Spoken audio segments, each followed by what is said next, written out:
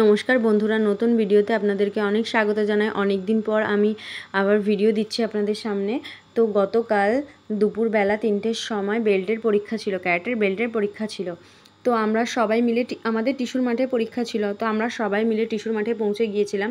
তো কিছুক্ষণ আগেই 3:10-15 নাগাদ থেকে বৃষ্টি শুরু হয়ে গেছিলো। বৃষ্টি কমে যাওয়ার পর থেকে আবার প্রস্তুতি পর্ব শুরু হয়ে গেল। সব স্যারেদের ব্যাচ পরিয়ে সম্মান জানানো হচ্ছিল। তারপরে আবার বৃষ্টি শুরু হয়ে গেছিলো বলে তাড়াতাড়ি বেল্টের পরীক্ষার জন্য প্রস্তুতি নেওয়া হলো। সব বাচ্চাদের মাঠে এক এক করে হোয়াইট বেল্ট, রেড বেল্ট থেকে শুরু করে পার্পেল ব্রাউন স্টাইপ পর্যন্ত সবাই দাঁড়িয়েছিল। খুব ভালো লাগছিলো, পুরো মাঠ ভর্তি বাচ্চা ছিল, ড্রেস পরে খুব ভালো লাগছিলো। তো সব দিকে হচ্ছে white belt, yellow belt, red belt.